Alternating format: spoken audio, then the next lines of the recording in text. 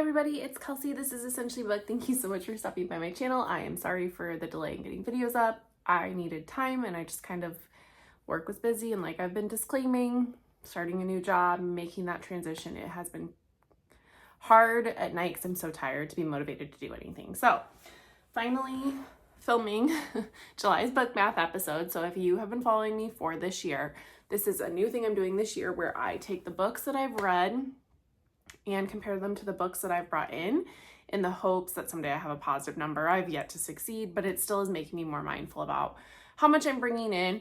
For example, in July, I actually skipped Book of the Month because I had a lot of them as ARCs on NetGalley and the other two just didn't really call to me.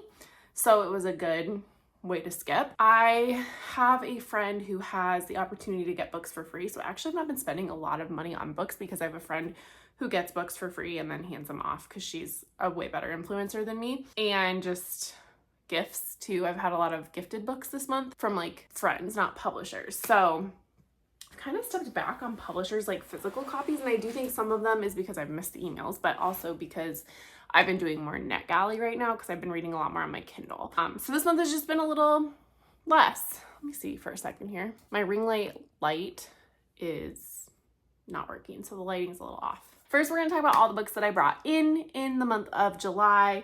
I had a really fun night last night. We went camping at my family farm. So that in the intro, you got to see some of that footage. My grandma has a farm and she's in memory care, so she's not there all the time. So a lot of us just kind of go and check in, and we've always camped at the farm. It's like with cousins, and so it was really fun. We took our son camping for the first time.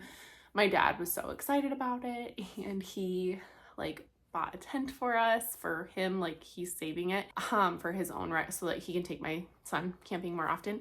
But we were really into it, so now I think we're gonna be tent camping more. So I've been searching all day for like camping stuff and making lists and stuff for like next year because it is kind of almost fall. So if you guys camp, I would love recommendations because it was a lot of fun. So I'm looking for tents, sleeping bags that you like, cots, you know, just basically everything. Like we need to build stuff from scratch. Yeah, so it was really fun. So that was what that footage was that you saw at the beginning. But let's get started with the books that I brought in for the month of July. So the one paid book, yes. The God of the Woods by Liz Moore. This was the dog-eared books book subscription. I have every intention of reading this in August or September. I really want to read it.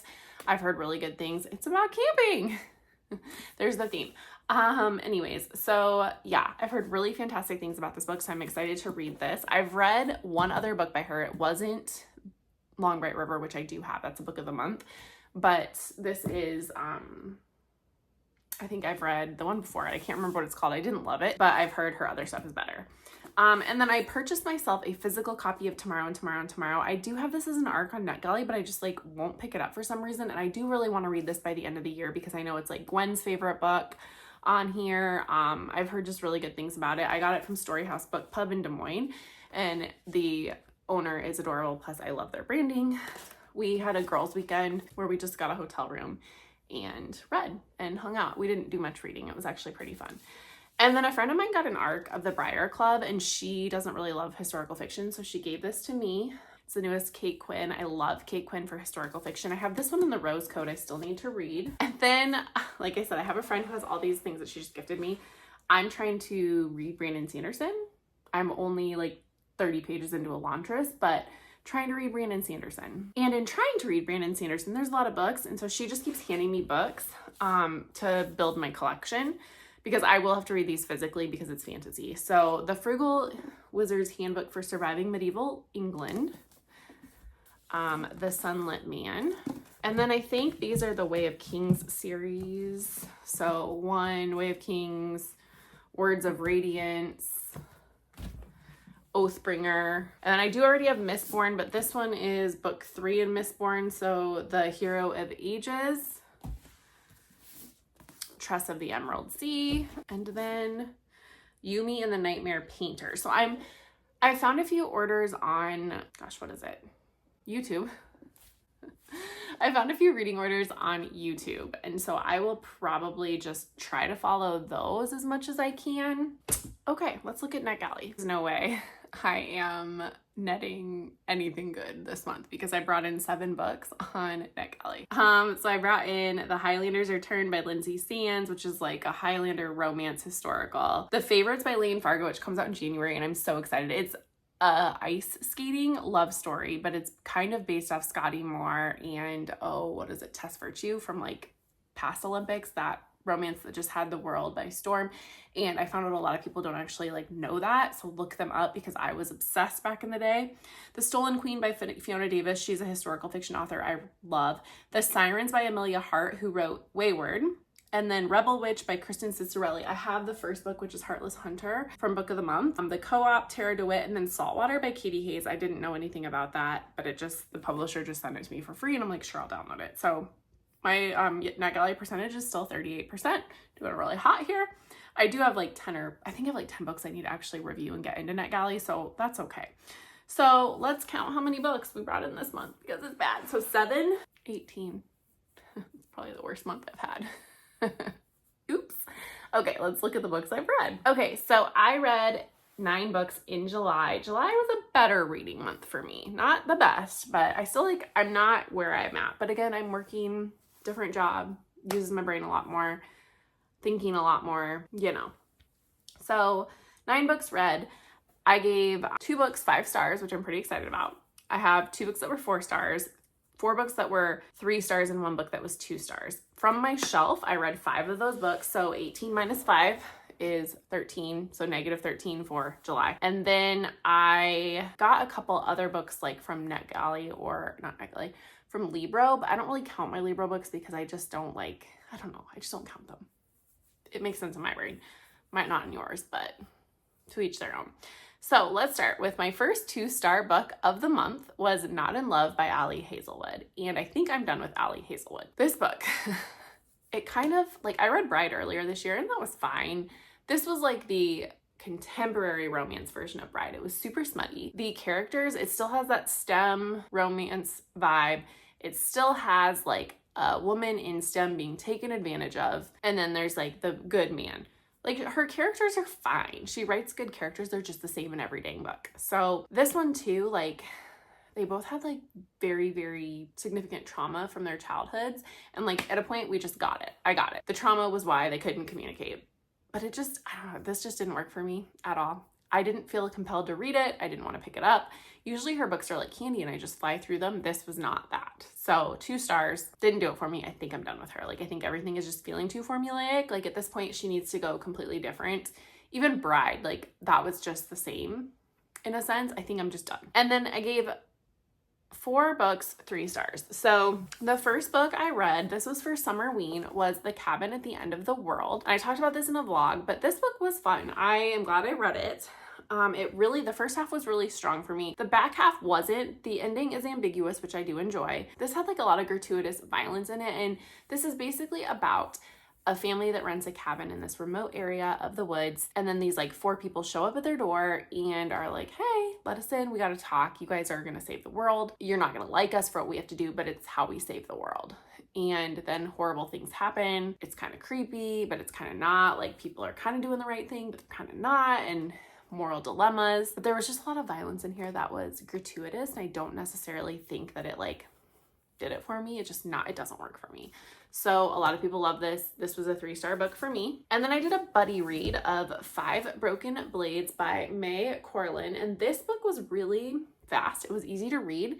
The chapters are so short, and there were 6 different characters, I think. And so you would read a couple chapters about a character and then you'd flip to the next, and it was very hard to follow the storyline.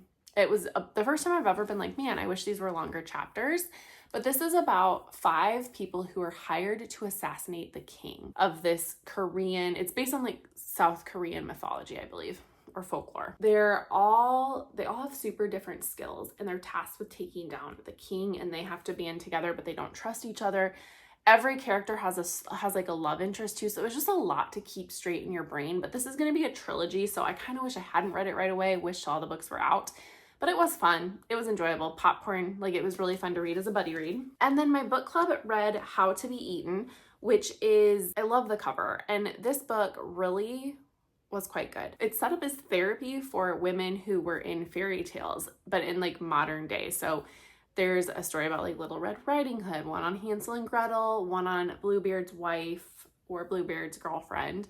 And then they're all in therapy, like talking through these horrible stories, because all these stories have like a dark twist, as the original fairy tales do. But this is a look even at like how women judge each other, even amidst like going through the same traumatic things, how we judge each other, the patriarchy, and like how people view women who are victims, how women view themselves. It was really well done, and it was a really good book for a book club to discuss.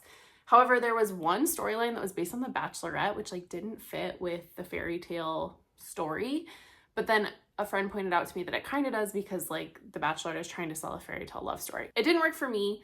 And then like the first 2 stories were really, really strong, and then the last few were not. And then it just like kind of goes totally off the rails at the end, and I just didn't follow it.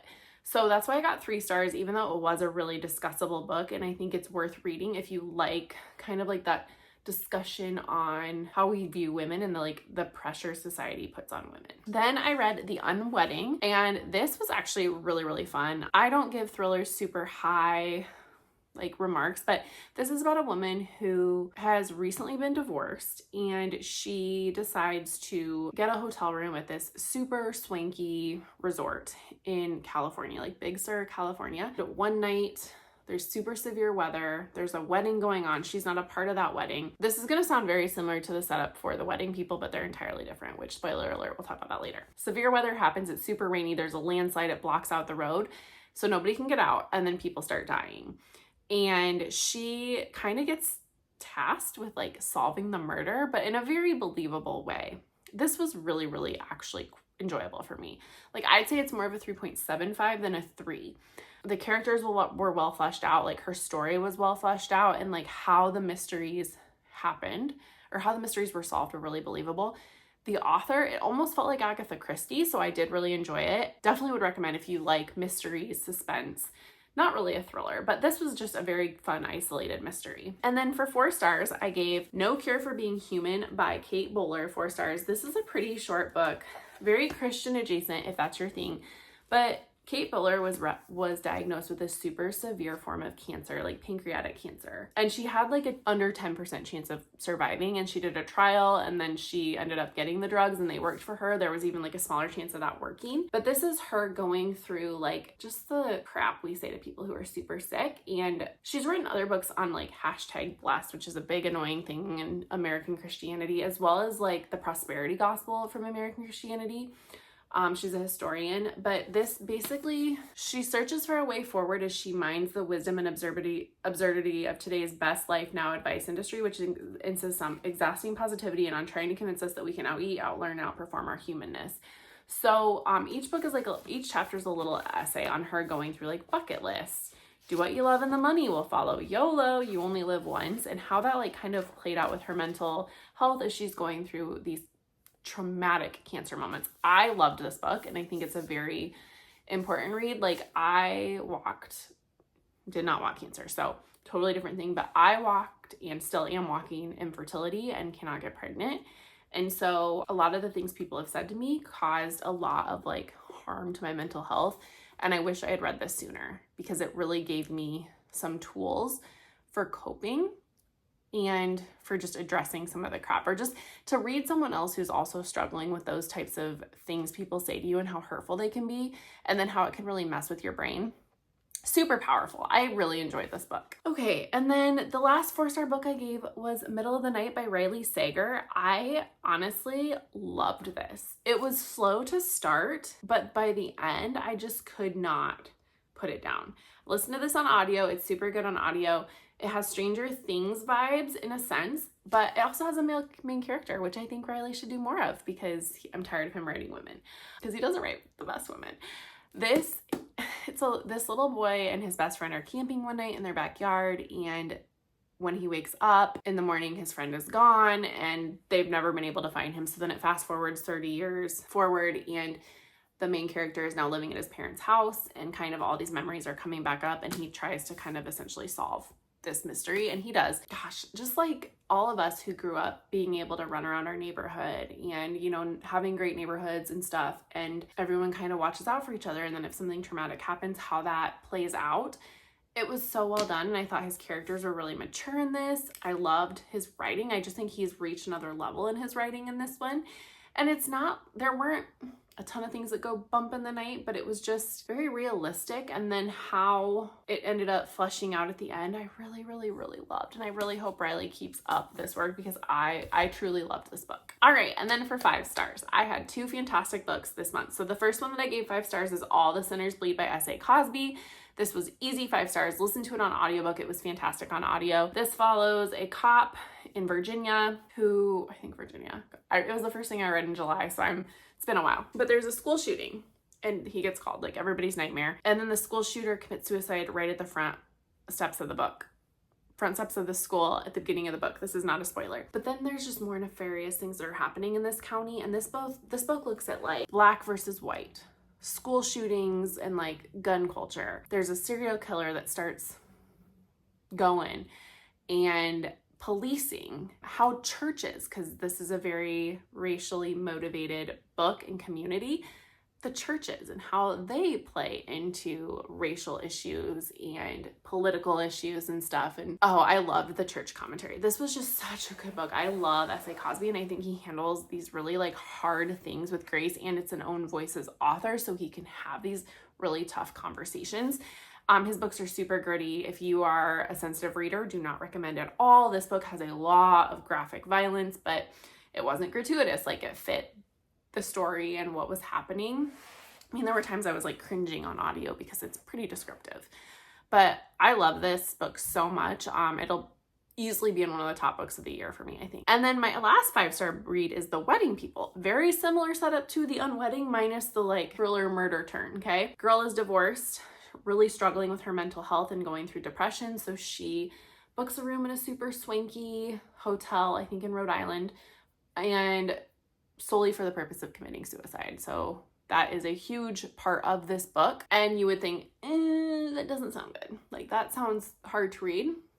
It's not. The author handles this with like such grace and humor, and it's just a quirky book, found family. But the bride, the girl who's there, happens to be the only guest at this hotel who is not there for the wedding, and the bride is super mad about it. Bride is also a very nosy Nelly. She just has to be in everybody's business, so she gets into the main character's business. They become friends, and just how their paths collide, how the women like become friends, and how the suicide doesn't happen. This is not a spoiler.